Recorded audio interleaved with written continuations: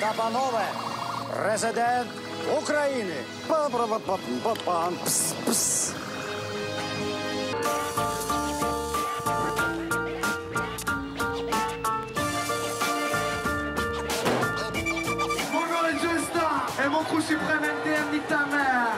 Quand on a su pour le confinement, mes parents m'ont proposé de venir chez eux. Je leur ai dit que j'étais cas contact et j'avais peur de les contaminer. Je trouve ça quand même bizarre de donner de l'argent à quelqu'un qu'on connaît pas juste pour parler avec lui. Serviteur du peuple, la série qui a propulsé Volodymyr Zelensky à la tête de l'Ukraine. L'Ukraine qui était à l'honneur de Sérimania, le festival lillois consacré au petit écran. Et puis le retour de En Thérapie, la série qui met la société française sur le divan. Voilà pour le sommaire de ce nouveau numéro de À l'affiche 100% série. Bienvenue à vous. Et je suis en compagnie de notre spécialiste série Nina Masson.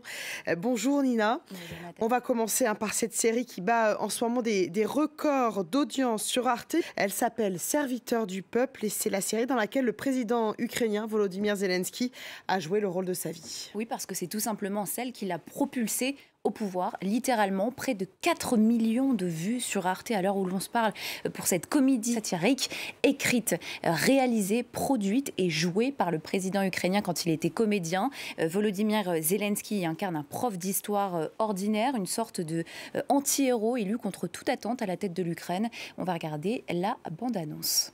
Пані Кабанове, президент України. Пс-пс. Василий Петрович. Да. Че сидим-то? Выходим из лимузина. Выходим. Так, стоим здесь. Да. Носочки ровно. Глаза закрыли, открыли. Так лучше. Пойдем. Идем, да. Un comédien a vraiment été élu président de la République. Дорогие украинцы. Неплохо. Только не бубните все по одному. Это огромное доверие и большая ответственность. Какая президентская походка? Да? Получится, все сделаем, да. Et c'est à ce jour la série télévisée qui a eu le plus de succès en Ukraine avec plus de 20 millions de téléspectateurs. Mais elle a aussi du succès à l'étranger, cette série. Oui, la série connaît un regain d'intérêt en France depuis le déclenchement de cette guerre. Il faut le préciser, elle était depuis un moment au catalogue d'Arte, mais son plus grand succès reste évidemment celui qu'elle a eu en Ukraine lors de la diffusion de ses 3 saisons entre 2015 et 2019 dans le pays, jusqu'à ce que Zelensky passe de la fiction à la réalité et soit élu président avec, je le rappelle, plus de 73% des suffrages, avec un parti qui reprenait d'ailleurs le même titre que celui de son personnage, serviteur du peuple.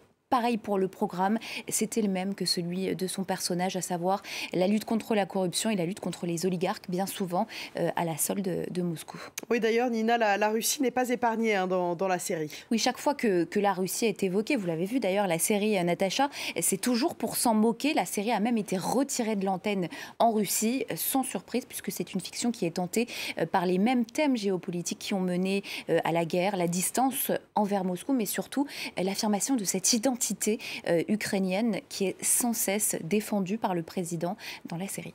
Une série un peu loufoque, moi j'aime bien, mais clairement politique.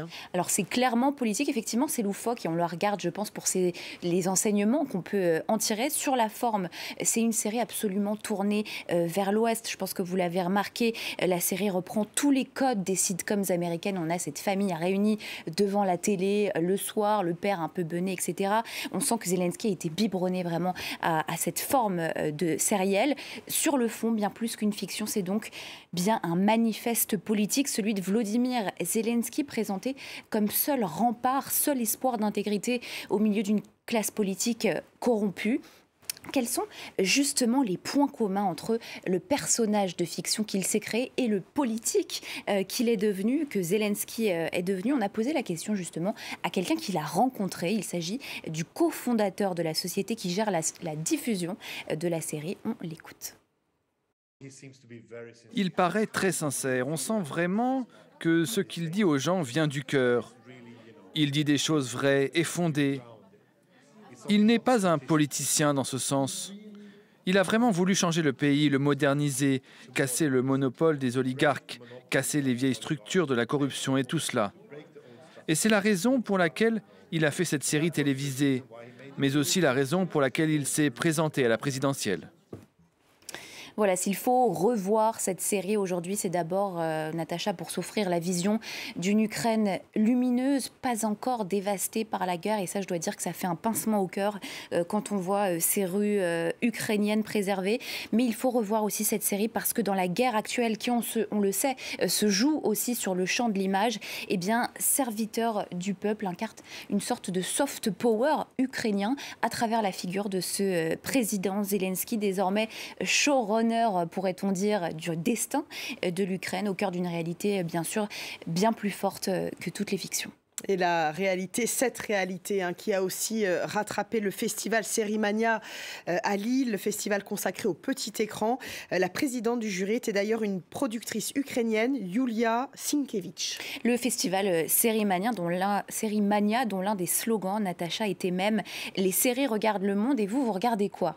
Bon, alors nous, surtout ici à France 24, tous les regards sont en ce moment tournés vers l'Ukraine. Le festival avait donc choisi de confier sa présidence à une ambassadrice du cinéma ukrainien, Yulia Sienkiewicz, cofondatrice de la première école de cinéma du pays. Elle s'est confiée à F. Jackson alors qu'elle se trouvait encore à Lviv, donc en Ukraine. On l'écoute. Les gens du monde de la culture comme moi ont quelque chose à dire, car c'est la langue que je maîtrise le mieux. Et je pense que la culture est en effet un outil puissant pour réclamer l'arrêt de l'agression russe. C'est un outil puissant pour montrer au monde que ce sont les vies humaines qui comptent le plus et pour raconter des histoires qui touchent le cœur des gens. On ne parle pas de politiciens, de chiffres ni de statistiques, mais bien des âmes humaines.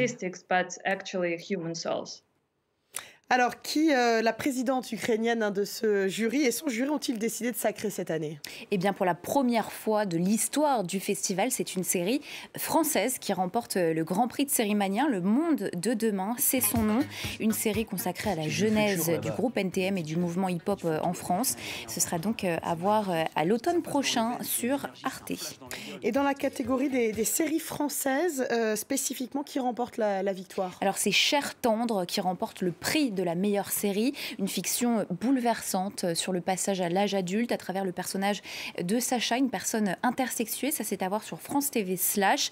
La Britannique Michelle de Swart reçoit, elle, le prix de la meilleure actrice pour sa performance dans The Baby.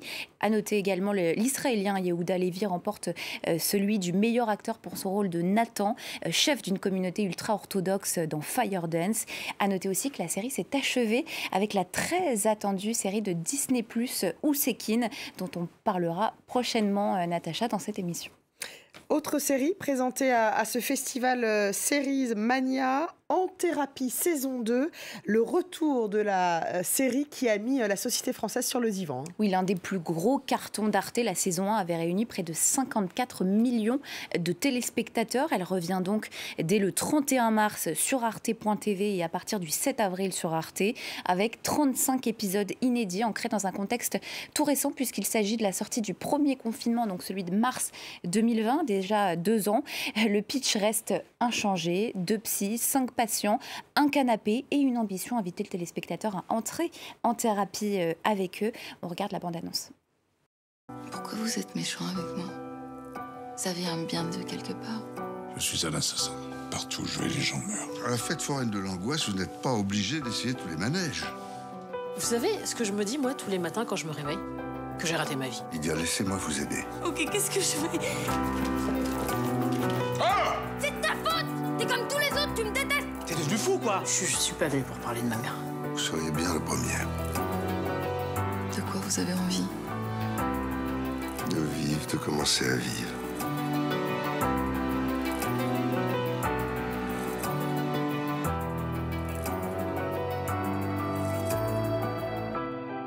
Mes patients ont besoin de moi. Vous en êtes si certain? Un retour sur le divan, donc, Nina.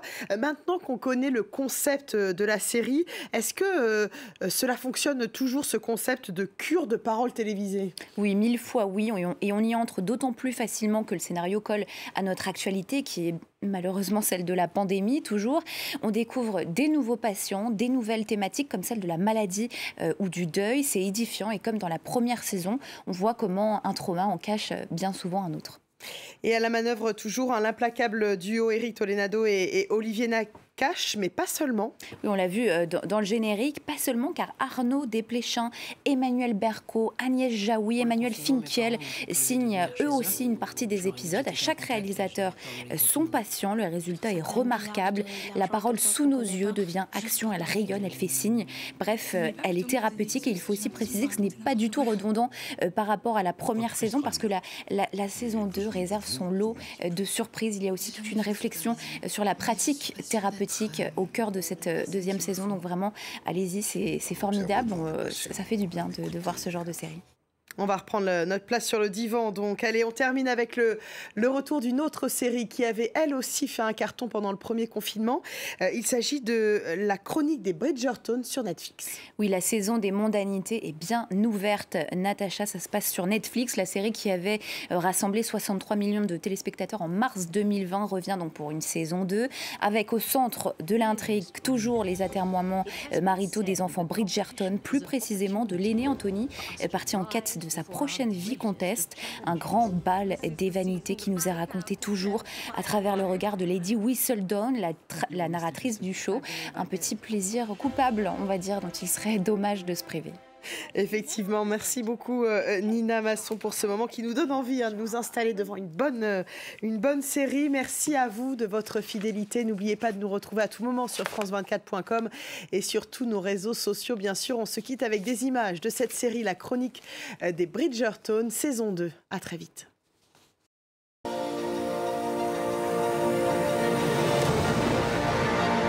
Then there is the potential for a considerable scandal indeed. My honor is hanging by a thread that grows more precarious with every moment in your presence. I want my sister to be happy. Can you make her happy? True love is worth it. No matter what.